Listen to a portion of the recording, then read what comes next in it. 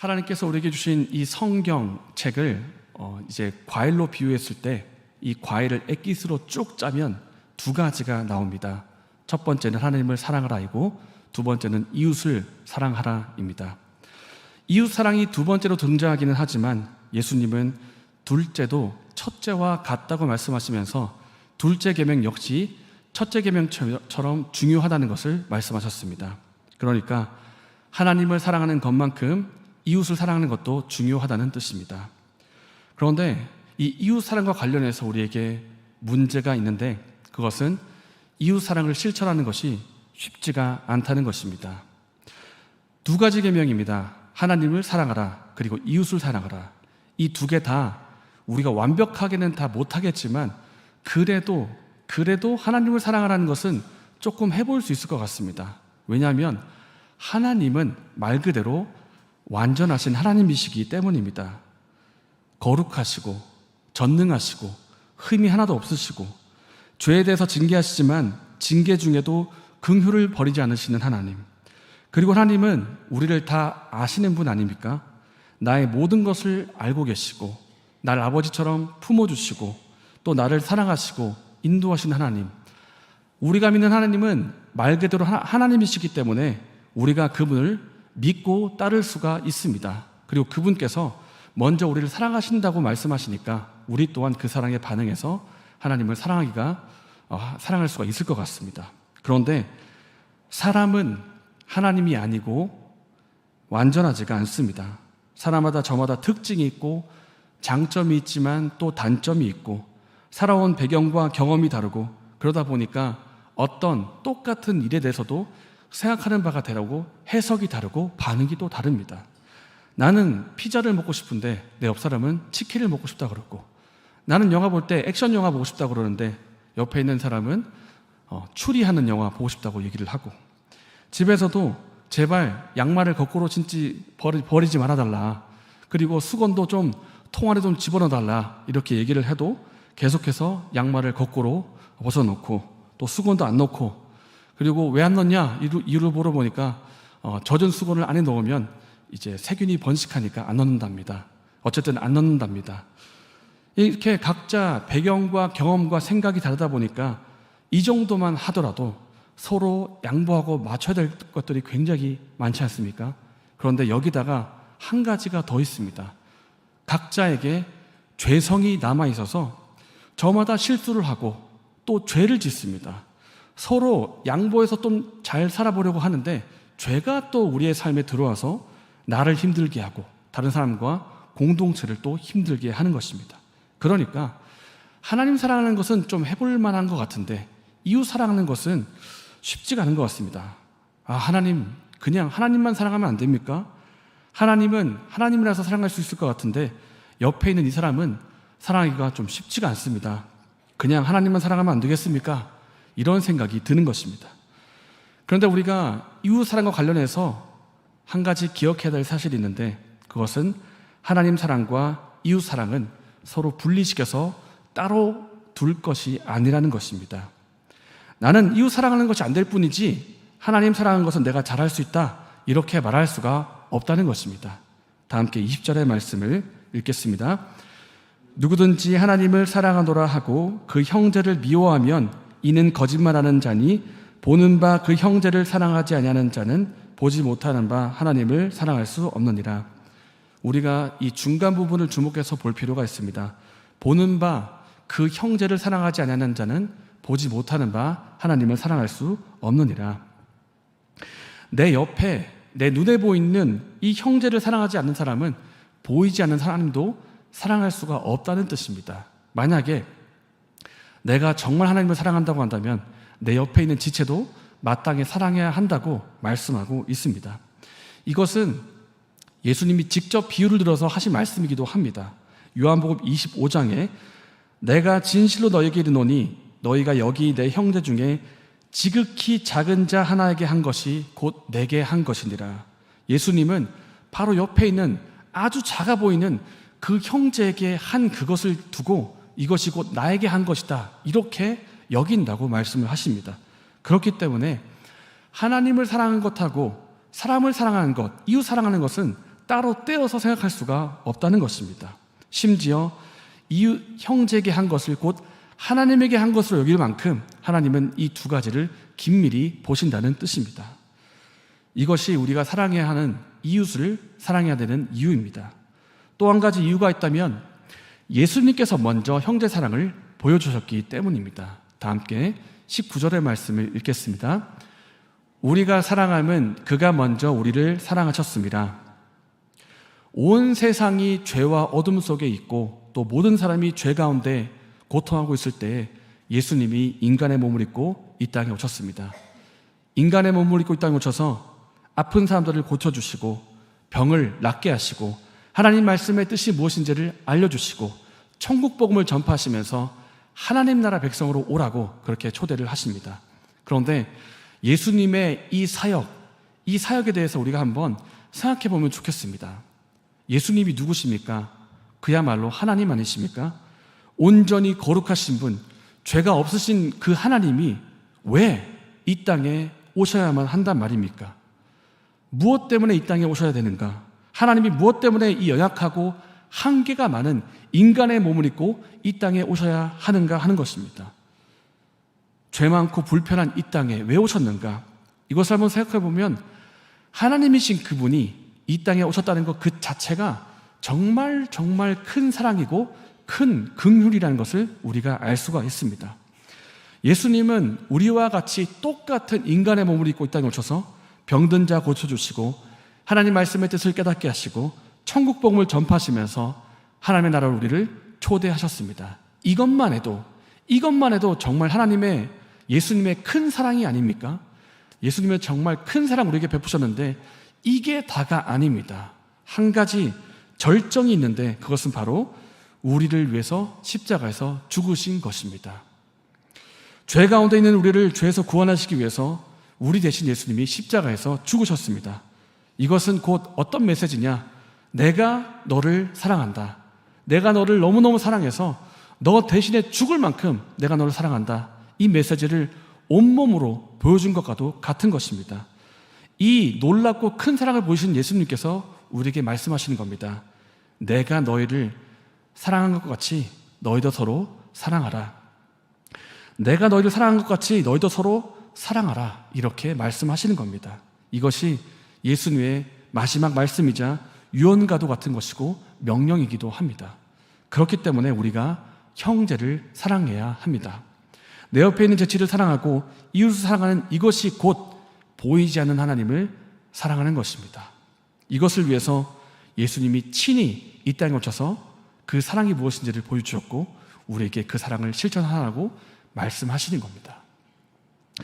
그렇다면 우리가 이웃을 사랑해야 하겠는데 우리의 이웃, 우리의 형제, 자매 누구이겠습니까? 우리의 이웃은 사실 알고 보면 매우 가깝고 매우 실제적입니다. 지금 내 옆에 계신 성도님, 우리 같은 구역 식구, 내가 이제 수요기도를 마치고 돌아가면 만나게 되는 우리 가정, 그리고 내 친척, 이들이 바로 우리의 이웃이 됩니다. 여기서 우리가 주목해야 할 부분이 있습니다. 내 옆에 있는 이 지체, 내 이웃, 이 사람이 나와 똑같은 사람이라 할지라도 내 옆에 바뀐 것이 없습니다. 똑같습니다. 그런데 이 사람을 내게 어떻게 대하느냐에 따라서 이 사람이 나에게 이웃이 될 수도 있고 아니면 미워하는 관계가 될 수도 있다는 뜻입니다. 과거의 TV 프로그램에서 한 노부부를 모시고 퀴즈를 낸 적이 있습니다. 이제 할아버지에게 먼저 단어를 알려줍니다. 이 단어를 알려주고 이렇게 저렇게 설명을 하면 할머니가 그 설명을 듣고 문제를 맞추는 겁니다. 할아버지가 이제 퀴즈의 단어를 받았는데 그 단어의 뜻은 천생연분이었습니다. 천생연분. 설명합니다. 할멈, 너하고 나하고의 사이를 뭐라 그러지? 그러니까 대번에 대답이 나옵니다. 왼수. 그래서 할아버지가 좀 당황해가지고 다시 설명합니다. 그거 말고 네 개로 된 거 있잖아. 네 글자. 이렇게 되니까 네 글자? 평생 왼수. 이렇게 얘기를 하는 겁니다. 이 우습지만 슬픈 이야기입니다. 이제 우픈 이야기인데 이 둘은 부부 아닙니까? 부부이고 평생 동안 같이 살아왔는 서로 사랑해야 할 사이가 아닙니까? 그런데 평생 부부이고 결혼한 관계이지만 어떻게 대하느냐에 따라서 사랑해야 할 사람이 원수지간이 될 수도 있다는 겁니다. 우리가 잘 알고 있는 사마리아인의 비유, 여러분 잘 알고 계시죠? 예수님이 물으셨죠. 누가 강도 만난 자의 이웃이 되겠느냐? 그때 대답이, 율법교사 대답하기를 자비를 베푼 자입니다. 그러니까 사마리아인이라고 대답하면 되는데 자비를 베푼 자입니다, 이렇게 대답을 하죠. 자비를 베푼 사마리아인이 그 강도 만난 자의 이웃입니다. 그런데 여기서 여러분에게 질문 한 가지 드리겠습니다. 이 사마리아인이 처음부터, 이 강도 만난 자는 예루살렘에서 온 사람인데 처음부터 이 사람의 이웃이었겠습니까? 처음부터 이 사람과 아는 사이였겠습니까?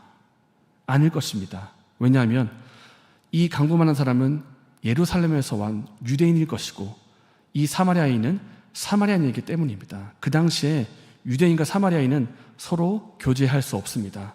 심지어 유대인은 사마리아인들을 동물 취급했습니다. 이 사람들은 피가 섞인 사람들이다. 신앙도 올바르지 못하다. 그런데 그날, 강도 만난 그날, 사마리아인이 만난 자의 이웃에게 가서 자비를 베풀고 치료해주고 사랑을 베푸는 그 순간부터 이 둘 사이는 이웃이 되었습니다. 중요한 것이 무엇입니까? 사마리아인이 그 사람에게 먼저 다가갔다는 것이 중요합니다. 다가가서 먼저 사랑을 베푸니까 관계가 새로워지는 것입니다. 사랑의 관계, 이웃의 관계가 되는 것입니다. 중요한 것은 내가 상대방을 어떻게 대하는가 하는 것입니다. 지금 내 주위에 있는 성도에게, 내 구역 식구에게, 내 가족에게 내가 어떻게 대하는가에 따라서 그가 이웃이 될 수도 있고 아니면 오히려 미워하는 관계가 될 수도 있고 심지어 원수가 될 수도 있다는 뜻입니다. 저와 여러분은 지금 현재 어떻습니까? 지금 내 옆에 있는 사람을 어떻게 대하고 계십니까? 사랑을 베풀고 있고 이웃과 형제의 관계로 지내고 계십니까? 아니면 혹시 이웃의 관계가 아니라 무관심한 관계, 어쩌면 미워하고 싫어하는 관계, 원수처럼 지내고 계시지는 않습니까? 우리가 어떻게 다른 사람을 대하고 있는지 한번 돌아볼 필요가 있습니다. 혹 이렇게 말할 수 있습니다. 아니 강도사님, 상대방이요, 사랑해야만 해야 내가 사랑을 하죠. 상대방에게 무슨 예쁜 구석이 있어야 내가 사랑을 하죠. 나하고 성격도 너무 다르고 생각도 너무 다르고 그렇게 다른 그 사람을 무슨 예쁜 구석이 있다고 내가 사랑해야 합니까? 나는 그 사람 사랑 못하겠습니다. 하지만 예수님께서 말씀하시는 그 사랑은 우리가 느끼는 감정으로 하라는 것이 아닙니다. 사랑의 원천은 나에게 있는 것이 아니고 우리가 다른 사람을 사랑하는 그 원동력은 우리를 먼저 사랑하신 예수님에게 있습니다. 예수님이 우리를 먼저 사랑하신 그 사랑으로 이웃을 사랑하라, 그렇게 말씀하시는 것입니다. 주는 나의 피난처라는 책을 쓴 코리 텐 붐 여사가 있습니다. 이분은 2차 세계대전 시절의 사람인데 유대인을 숨겨줬다는 그 이유 하나만으로 온 가족이 전체가 다 나치 수용소에 갇히게 되었습니다. 거기서 혹독한 고문을 받았고 자기 언니는 차마 입에 못 담을 만큼의 욕을 당하면서 그렇게 죽게 되었는데, 그렇게 가족이 고문당하고 다 죽고 나서 겨우 자기만 살아서 그 수용소에서 나오게 되었습니다. 시간이 한참 흘러서 이제 코리 텐 붐 여사는 전도자가 되었습니다. 전도가 되어서 온 세계를 다니면서 용서의 복음을 전했고 용서의 메시지를 듣는 많은 사람들이 감동을 받고 또 그 삶이 변화되는 그런 역사가 있었습니다. 하루는 독일에서 특별 집회로 코리 텐 붐 여사를 초청을 했고 그날도 많은 사람이 몰려와서 여사의 전하는 메시지를 들었습니다. 코리 텐 붐 여사가 설교를 마치고 강단에서 내려오고 이제 많은 사람과 함께 이제 인사하고 악수를 청하는데 어떤 한 사람이 자기에게 걸어오는데 이 사람을 잊을 수가 없습니다. 이 사람이 나에게 뚜벅뚜벅 걸어서 악수를 청하는데 코리 텐 붐 여사가 이제 독백으로 말하기를 내 피가 머리 거꾸로 솟는 줄 알았다, 이렇게 표현을 했다고 합니다. 누군가 하면 바로 나치 수용소에서 자기를 욕보이고 가족을 다 죽인 그 사람이 자기에게 악수를 청하러 오는 것입니다. 그 순간 여사는 속으로 이렇게 하나님께 기도했다고 합니다. 기도보다는 어떻게 보면 말한 거죠. 하나님, 하늘에서 진노의 벼락이 내려서 이 사람에게 떨어지기 전까지는 저 이 사람 용서 못하겠습니다. 하나님, 온 세상 사람을 제가 다 용서해도 제가 이 사람만큼은 제가 용서 못하겠습니다. 그때 예수님으로부터 이런 마음의 감동이 왔다고 합니다. 십자가에서 나를 못 박아 죽이고 침뱉으며 채찍으로 때리고 조롱하며 가시관을 씌워서 나를 괴롭힌 사람들을 내가 용서했지 않느냐? 너도 용서해 주어라. 그래서 마음에 엄청난 갈등이 있었지만 고민 끝에 여사는 정말 순종하는 마음으로 그 악수의 손을 내밀었다고 합니다. 그렇게 악수를 하는 순간에 놀라운 일이 일어났는데 하나님의 사랑이 자기에게 가득하게 부어지는 것을 느꼈다고 합니다. 그리고 악수를 하는 그 순간에 그 사람을 향해 갖고 있던 분노와 정말 미움과 원한 같은 것들이 눈 녹듯이 순식간에 사라지는 그런 경험을 했다고 합니다. 혹시 여러분에게 혹시 호리테문 여사와 같은 이런 감정을 갖고 계시는 분 혹시 안 계십니까? 하나님, 제가 다른 사람은 몰라도 이 사람은 제가 용서 못하겠습니다. 저 사람이 나에게 어떤 일을 했는데요? 내가 저 사람 때문에 얼마나 많은 어려움과 고통을 당했는데요? 하나님, 저 이 사람 용서 못합니다. 이런 사람 혹시 있지는 않습니까? 예수님이 저와 여러분에게 동일한 말씀을 하실 것 같다는 생각이 듭니다. 진여가, 내가 먼저 너를 용서했지 않느냐? 나에게 조롱하고 침뱉고 가시관을 씌우고 나를 못 박아 죽게 한 그 사람들을 내가 용서했지 않느냐? 그리고 진여가, 내가 너를 용서했지 않느냐? 그러니까 너도 용서해 주어라. 이렇게 말씀하시지 않겠습니까? 사랑하는 여러분, 내가 느끼는 감정이 먼저가 아닙니다. 예수님의 사랑이 먼저입니다. 서로 사랑하라는 이 말씀은 하나님의 말씀이자 예수님이 십자가 지기 전에 마지막으로 하신 유언이고 예수님의 간절한 바람입니다. 예수님은 제자들이 서로 사랑하기를 원하셨고 이들을 통해서 세상에서는 찾아볼 수 없는 공동체를 이 땅에 세우기를 원하셨습니다. 바로 교회입니다. 세상은 이익과 계산에 따라서 사람들을 대하고 주면 반드시 취해서 뺏고 해를 입으면 받은 만큼 돌려주고 배로 더 복수하는 그런 세상이지만 예수님은 서로 사랑하고 용서하는 공동체를 세우기 원하셨습니다. 내가 너희를 사랑한 것 같이 너희도 서로 사랑하라. 서로 사랑하기를 간절히 바라시면서 예수님이 십자가로 나아가신 것입니다. 그러니 우리가 용서를 회복하기를 원합니다. 이웃 사랑을 회복하기 원하고 이웃을 향한 용서를 회복하기를 원합니다. 사랑하는 여러분, 현재 여러분의 주위에 이웃의 관계가 아닌 사람이 혹시 있지 않습니까? 그때 그 사건 이후로 그 사람을 향해서 관심을 꺼버린 그 사람, 눈만 마주쳐도 고개를 돌리는 그 관계 혹시 여러분에게 있지 않습니까?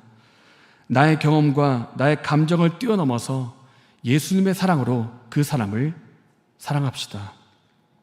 예수님의 용서로 그 사람을 용서합시다. 나의 감정으로 하라는 것이 아니라 예수님의 사랑으로 하라는 것입니다. 예수님의 사랑으로 용서를 회복하고 사랑을 회복하는 저와 여러분 되시기를 바랍니다.